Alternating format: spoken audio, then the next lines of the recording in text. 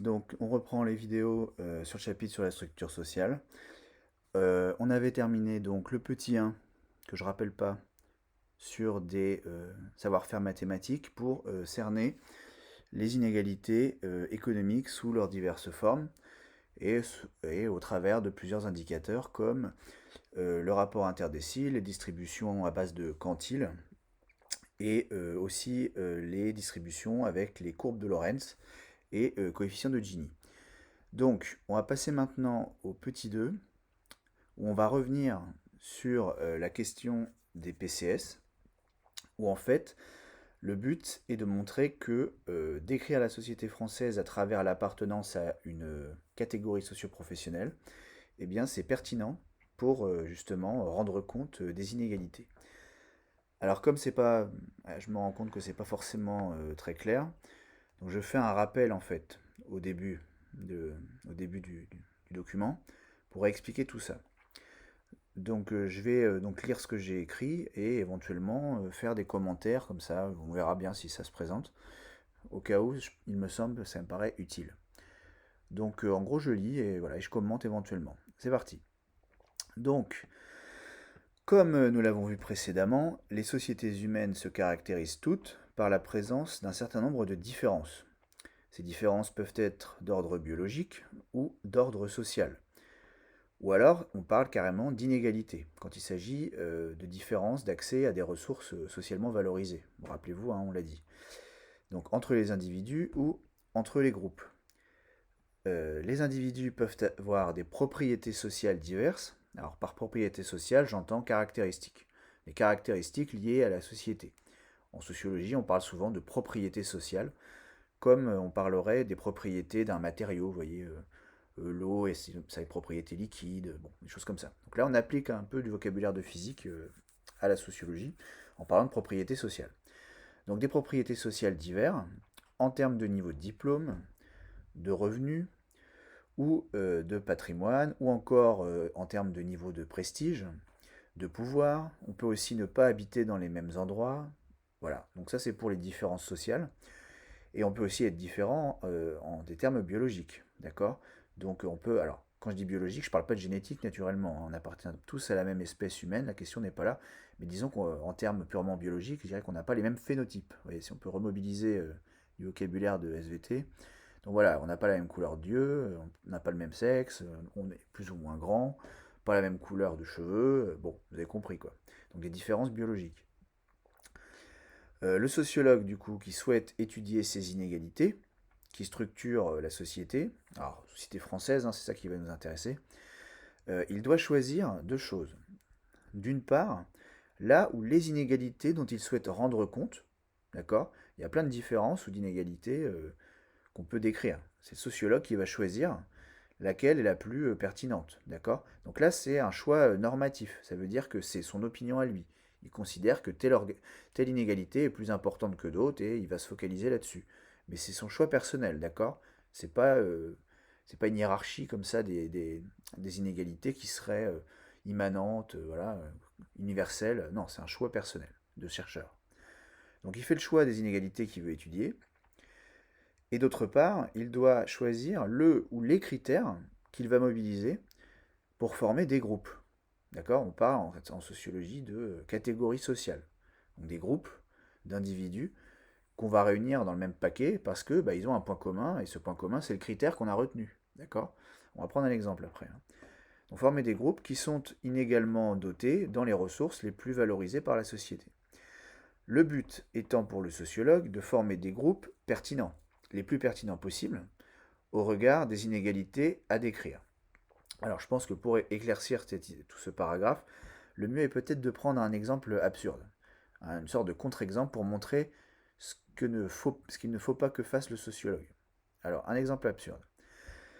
On imagine qu'un sociologue, un peu saugrenu, hein, se dit que la couleur des yeux est le critère le plus pertinent pour décrire la société française. Il pense que ça a une logique. Le fait de la couleur des yeux, ça dit quelque chose des inégalités. Alors qu'est-ce qu'il va faire? Il va former trois groupes, trois catégories sociales. Il va faire le groupe des gens qui ont les yeux bleus, qu'on peut facilement repérer, puisque il suffit de regarder la couleur de leurs yeux, donc on peut les mettre dans des groupes. Le groupe de ceux qui ont les yeux verts, ceux qui ont les yeux marrons. Ok. Si l'intuition du sociologue est bonne, il retrouvera une cohérence dans la répartition des inégalités qui sera structurée par la couleur des yeux. Ça veut dire que les inégalités dans la société auront un rapport de manière logique avec le fait d'appartenir à telle ou telle catégorie. Yeux bleus, yeux marrons ou yeux verts. Exemple, donc là complètement imaginé, hein, un exemple, les personnes aux yeux verts, on pourrait imaginer que ce sont toujours ces personnes-là qui sont les plus riches, d'accord? Et qu'elles habitent en ville. Donc ça veut dire qu'en les regroupant dans le groupe des gens qui ont les yeux verts, en regardant de plus près leur propriété sociale, on s'apercevrait que, ah tiens, dis donc, et en plus c'est souvent les plus riches. Tiens donc, c'est bizarre. Quand on a les yeux verts, on est plus riche. Bon. Et quand on a les yeux verts, on habite tout le temps en ville. Bon, vous voyez bien que c'est un petit peu bizarre, hein. Alors que, alors bon, je continue l'exemple un peu farfelu, mais alors que les personnes aux yeux bleus, eh bien, seraient, dans notre histoire, toujours les plus pauvres. Alors, allez savoir pourquoi, mais bon, voilà, il y a une cohérence. Il y a une corrélation entre la couleur des yeux et le niveau de richesse. Bon, pourquoi? Il faudrait que le sociologue le prouve. Et en plus, ils habitent dans les zones rurales. Pareil, encore un truc à expliquer. Alors, quand on aurait les yeux bleus, d'après son critère, ce serait corrélé au fait d'être pauvre et d'habiter en campagne. Et les yeux marrons, voilà, un niveau de richesse intermédiaire et des gens qui habitent dans les zones périurbaines. Bon, vous voyez bien que tout ça c'est complètement absurde, hein. Donc c'est ce que je note ici, hein. Évidemment, une telle structuration de la société est erronée. C'est pas du tout comme ça que c'est organisé. On le sent bien parce que c'est absurde, on voit pas bien la logique. Donc les personnes ayant les yeux bleus sont plus ou moins riches et habitent parfois en ville, parfois à la campagne, parfois en banlieue. Aujourd'hui, si on regarde les gens qui ont les yeux bleus, bah, tout le monde n'est pas riche. Il y a une variabilité. On peut être riche, pauvre ou moyen en ayant tout autant les yeux bleus. Donc les choses sont tout aussi variables pour les personnes ayant les yeux d'une autre couleur. Cela signifie que le critère de la couleur des yeux n'est pas pertinent pour décrire la société française. Okay, il ne renvoie à rien de cohérent. Donc le sociologue, là, il s'est trompé. Il s'est dit, ah, je croyais que la couleur des yeux, c'était un bon critère pour faire des groupes et voir après qui possède quoi en termes de ressources. Et peut-être que j'allais retrouver quelque chose de logique. En fait, pas du tout. Le critère couleur des yeux est une fausse piste. Ça ne mène à rien. Il n'y a aucune cohérence avec ça. Ok. Donc, alors il reste donc à trouver, hein, le ou les bons critères, du coup. Il doit sûrement y en avoir. Des critères pour former des groupes qui sont pertinents et qui vont nous permettre de rendre compte des inégalités qui structurent la société. Ça va, vous voyez, hein. Donc le sociologue, il réfléchit à quels peuvent être ces critères qui sont pertinents pour faire des groupes. Alors on a un sociologue, hein, très, très connu dans la discipline qui a fait une proposition, hein, de structuration de la société française selon certains critères. Ce sociologue s'appelle Pierre Bourdieu. Lui, il propose de décrire la société française, la structure sociale française, sous l'angle de l'appartenance à certaines PCS. Si vous n'êtes pas au point sur les PCS, bah, faut remonter un peu dans le cours, hein, on en a parlé, hein, ce que c'est que les PCS. Donc, dans notre exemple précédent, les PCS représentent la couleur des yeux, dont on avait dit la dernière fois, enfin juste avant, que c'était un critère farfelu et que c'était pas du tout cohérent. Bah, Pierre Bourdieu, lui, évidemment, il s'intéresse pas à la couleur des yeux, il pense que l'appartenance des gens à une PCS, ça, c'est pertinent pour créer des groupes. Hmm. Alors selon lui, le fait d'appartenir à une certaine PCS est corrélé, ça veut dire qu'il y a un rapport, quoi, c'est relié, est corrélé avec la détention plus ou moins grande de deux ressources socialement valorisées, que sont d'une part les richesses, on va appeler ça, voilà, de manière globale les richesses, ça en gros c'est les revenus, hein, l'argent qui tombe sur le compte en banque, et aussi le patrimoine, c'est ce qu'on possède. Donc Pierre Bourdieu, il a inventé un concept qu'il appelle capital économique. Voilà, les richesses, il va appeler ça capital économique, c'est-à-dire quelque chose qui a un rapport avec la richesse et qu'on peut accumuler. Le mot capital revient à... il utilise le mot capital pour dire que c'est quelque chose qu'on peut accumuler, pour en avoir de plus en plus. Donc d'une part, les richesses ou le capital économique, qui sont une ressource socialement valorisée, ça je pense que vous êtes d'accord. Et l'autre ressource, ce sont les diplômes et les connaissances d'une manière générale, la culture, voilà, les bonnes connaissances. Et donc, ces connaissances et ces diplômes, pour simplifier, hein, c'est plus précis la définition, mais c'est pas l'objectif. Pierre Bourdieu réunit tous ces trucs-là, hein, connaissances, diplômes, sous un terme, c'est ce qu'il appelle le capital culturel. Ok. Donc quelqu'un qui a beaucoup de diplômes, qui a beaucoup de culture, qui a des instruments de musique chez lui, qui fait de la musique, voilà, qui va souvent au théâtre, qui connaît bien le théâtre, bon, tous ces trucs-là. on appelle ça du capital culturel. Et de la même façon, il l'appelle capital parce que c'est quelque chose qui peut s'accumuler. Par exemple, en faisant des études, en fréquentant les musées, en allant au théâtre. Bon, tout ça, c'est des moyens d'accumuler du capital culturel. Donc c'est les deux ressources qui pour lui sont les plus pertinentes pour décrire la société française. Donc c'est ce que j'écris ici. C'est la répartition de ces différentes formes de capitaux au sein de la société française qui est la plus importante pour décrire la structure sociale pour Bourdieu. C'est son parti pris à lui. Ok, c'est normatif. Lui, il dit, voilà, la société française, ce qui compte vraiment, au fond, c'est le capital économique et le capital culturel. Et avec ça, on va pouvoir décrire quand même des choses intéressantes. Alors, dans notre exemple, c'était le niveau de richesse et le lieu d'habitation. Dans notre exemple des yeux, là, alors le critère pour faire les groupes, c'était couleur des yeux. Et les ressources valorisées qu'on essaye de rendre compte, c'est niveau de richesse et lieu d'habitation. Pour Bourdieu, c'est pas exactement pareil. Lui, ces deux critères, c'est capital économique et capital culturel. C'est ça qu'il va falloir voir. Est-ce que c'est relié à la PCS ou au PCS? Alors Bourdieu propose de représenter la structure sociale française par un graphique en 2 dimensions que vous pouvez voir tout de suite à droite. Alors vous avez 2 versions. On va d'abord regarder celle-ci pour la comprendre, puis après on approfondira en regardant celle-là.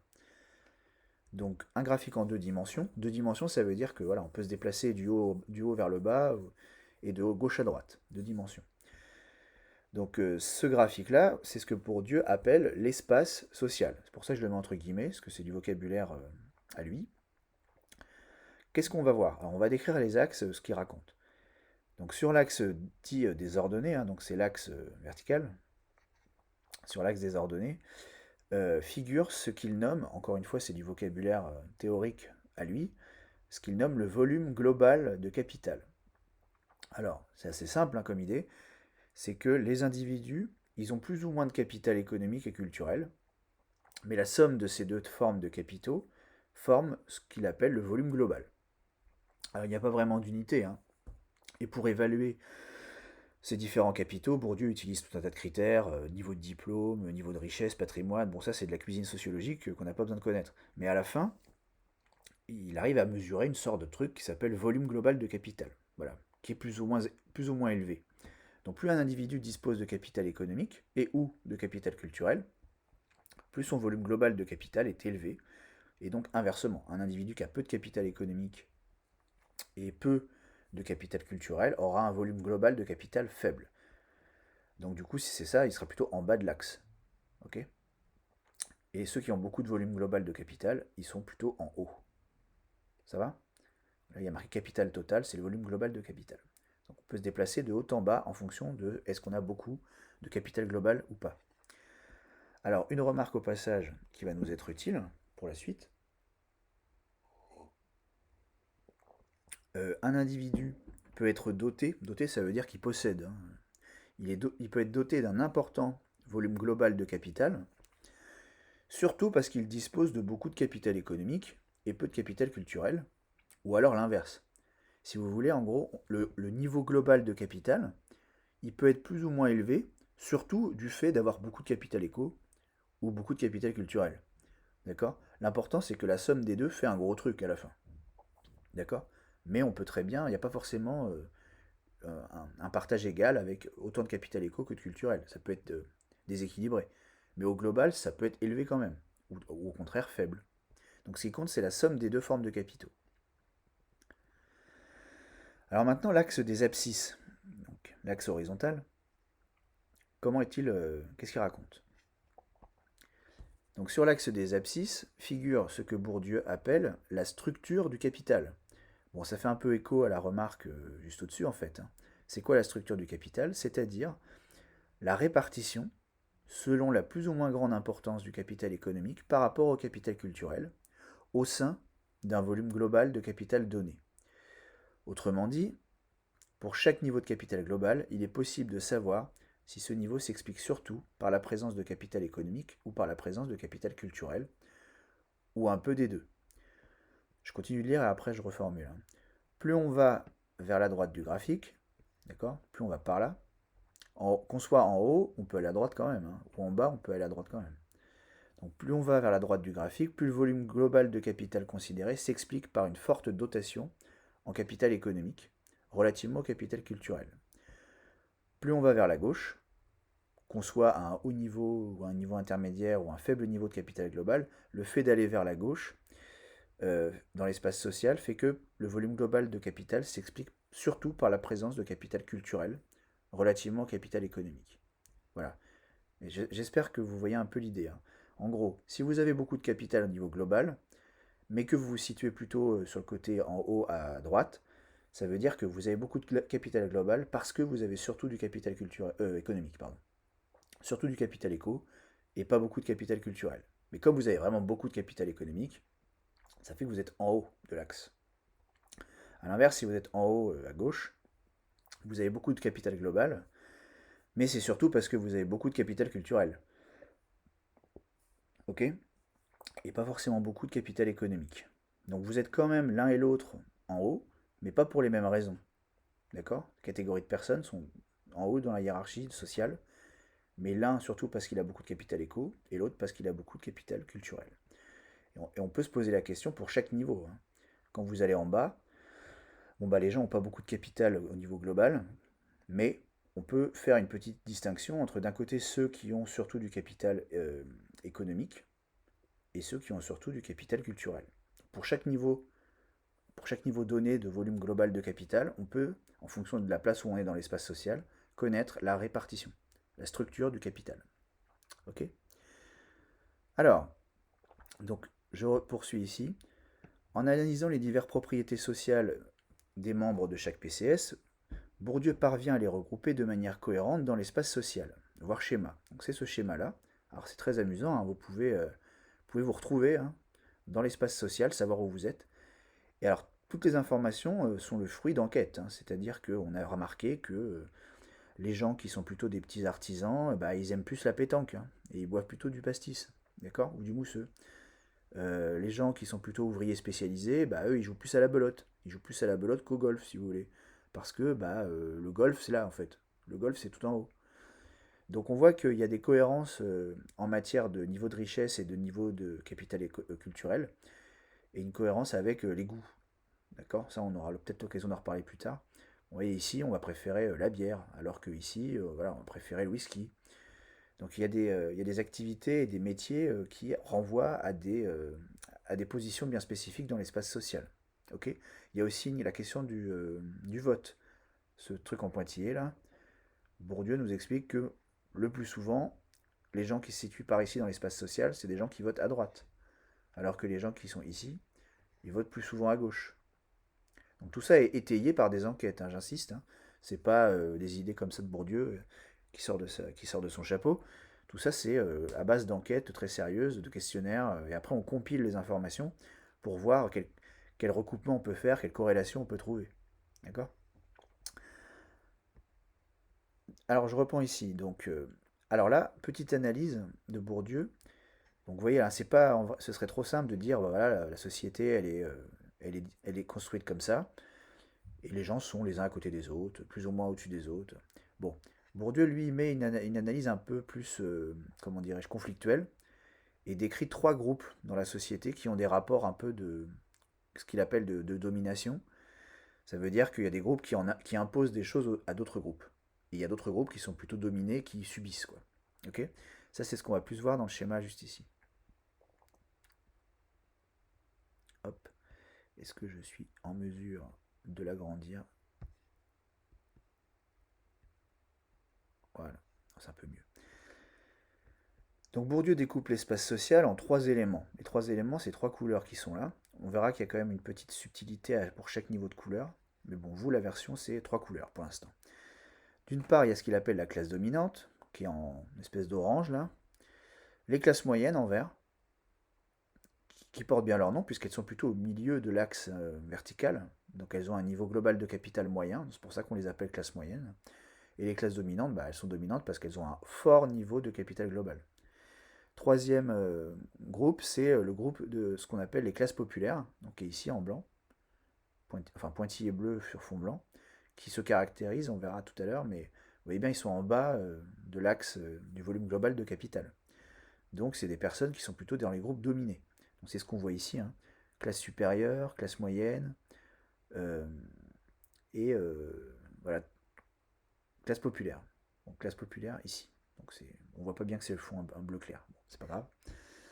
Alors qu'est-ce que peut nous dire Bourdieu à ce sujet? Donc ainsi, la classe dominante se caractérise par un niveau élevé de capital total, ce que je viens de dire. Ses membres élaborent des stratégies pour rester dans cette position de domination. Effectivement, les gens qui sont en haut, ils entendent bien rester à leur place de domination. Bon, alors il y a plein de stratégies, on va pas toutes les voir, mais il y en a quelques-unes qui méritent d'être mentionnées.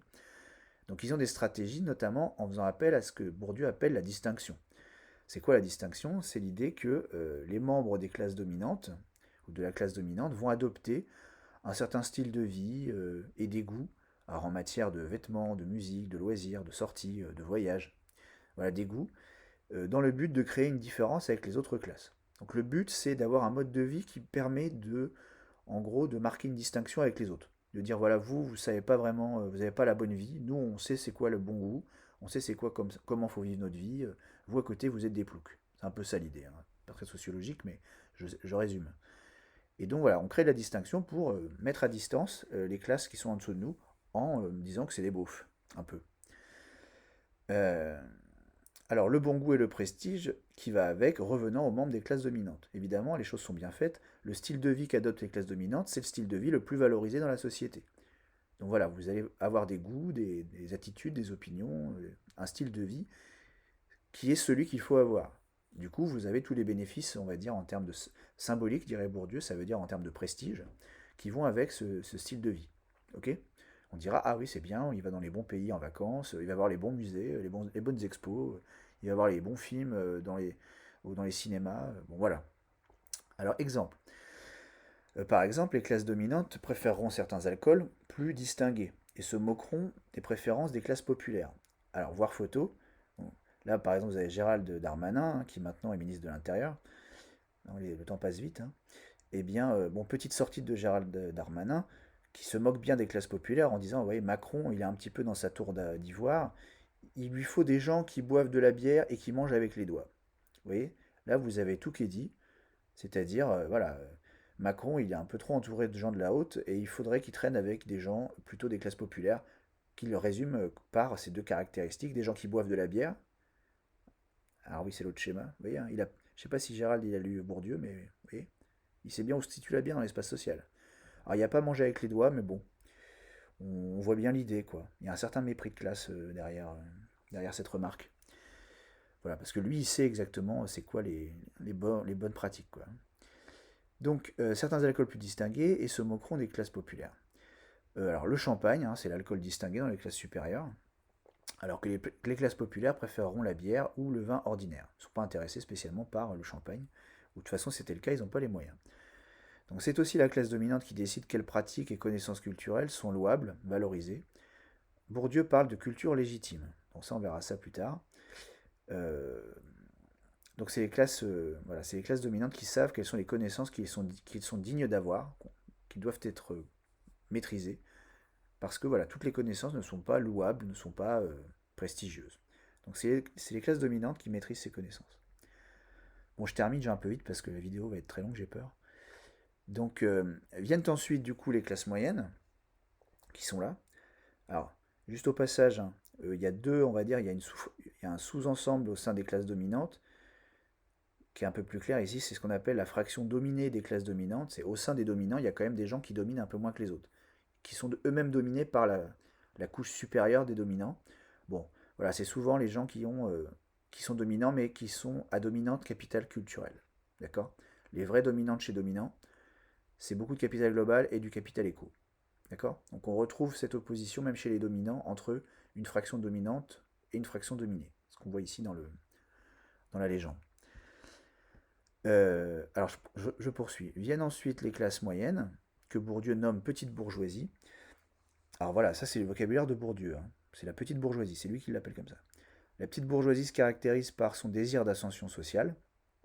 Ça veut dire qu'elle a envie de grimper la société, elle a envie de grimper les échelons de l'échelle sociale.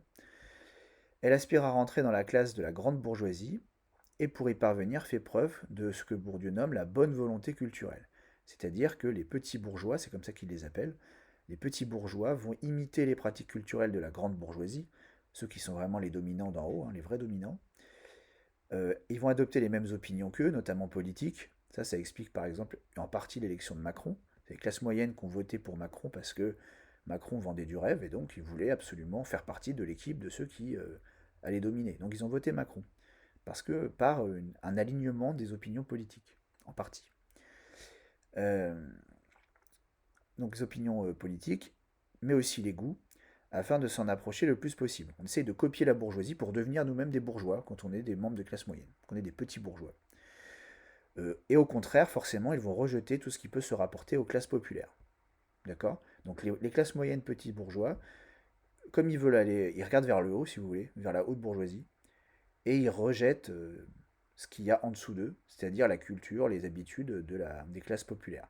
Ils veulent surtout pas être assimilés, de près ou de loin, à ceux qui sont en dessous d'eux, parce que c'est pas du tout le groupe auquel ils veulent s'identifier. Ils veulent surtout s'identifier au groupe de ceux qui sont au-dessus. Et donc, voilà, ils vont rejeter les classes populaires en disant que voilà, c'est des.